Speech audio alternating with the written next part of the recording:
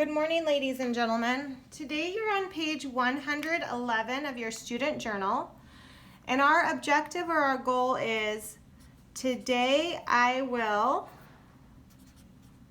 write fractions as decimals, period.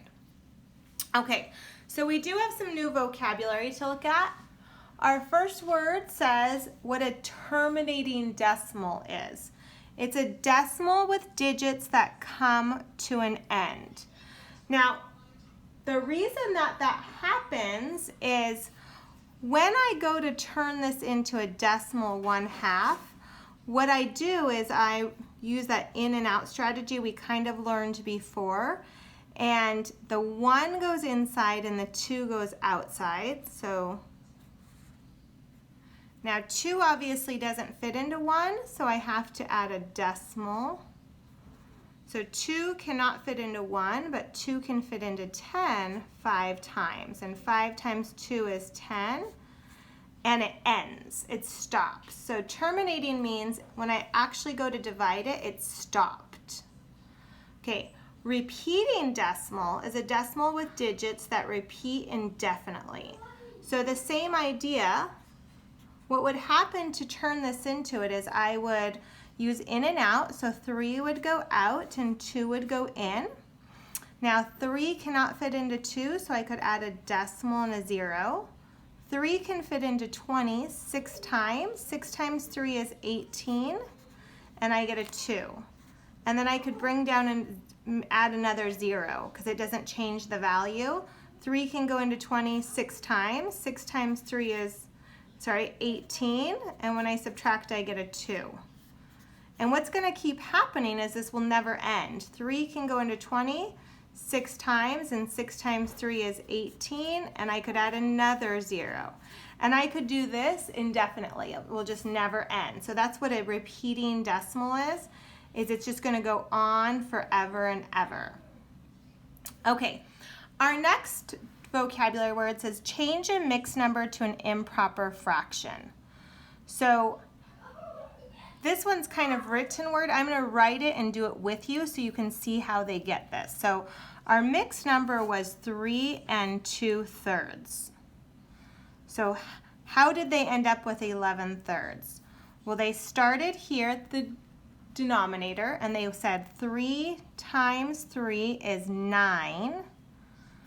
Plus 2 is 11, and the denominator stayed the same. So they kind of just went in this path. So 3 times 3 is 9, plus 2 is 11. Let's do another one of those together just to practice that. So what if I had 5 1/4? So I would say 4 times 5 is 20, plus 1 is 21/4. So I kind of just go in the same pattern, the C pattern. Okay, so let's look at our steps today. It says first we're going to change the mixed number to an improper fraction, and we're going to use what we just did here. And then we're going to change the fraction to a decimal by dividing and stop at the thousands place. So in case it goes on forever and ever, we could stop when we get to the thousands place. Okay, so what does this look like? Here's my first problem. And it's 1 5/8. So my first step says change the mixed number to an improper fraction. So 8 times 1 is 8, plus 5 is 13/8. So my denominator always stays the same.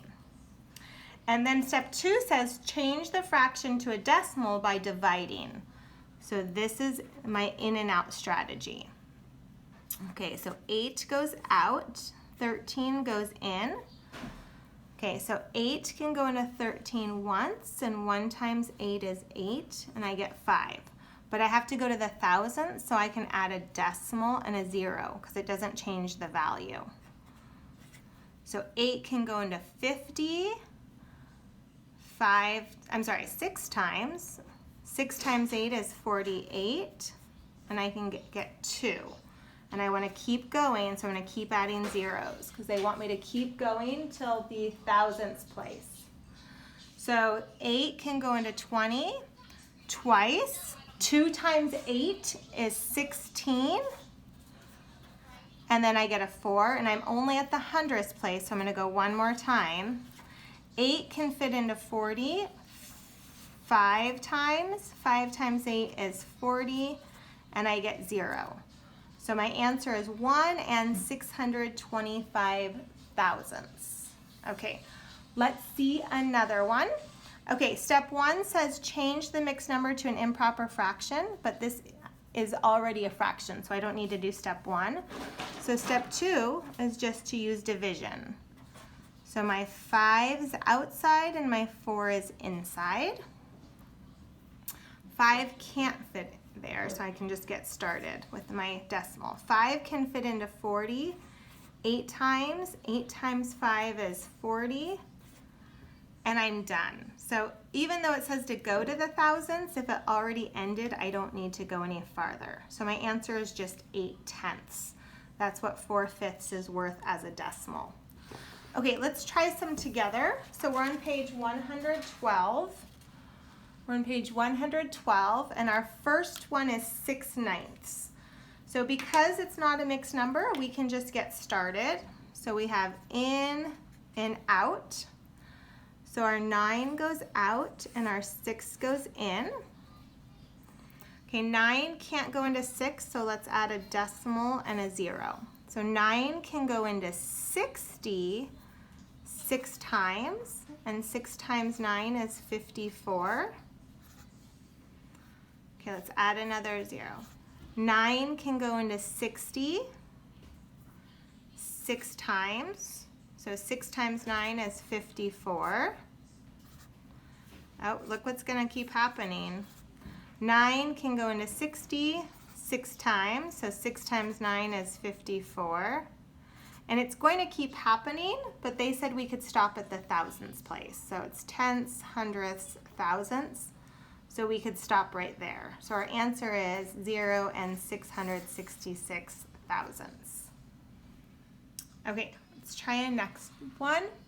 This has 3 3/4. So our first step is to change it from a mixed number to a fraction. So 4 times 3 is 12, plus 3 is 15/4, because that was the order we went. So 4 times 3 is 12, plus 3 is 15, and the denominator stayed the same. Okay, so now we can do in and out. So 4 goes out and 15 goes in. So we get 3. Okay, now we have to add a decimal, and then we can keep going. 4 can go into 37 times. We get a 2. 4 can go into 25 times. And we can stop because we got a 0. So it's 3 and 75 hundredths is our answer. Okay, so ladies and gentlemen, you have a few pages to work on your own. Have a great day.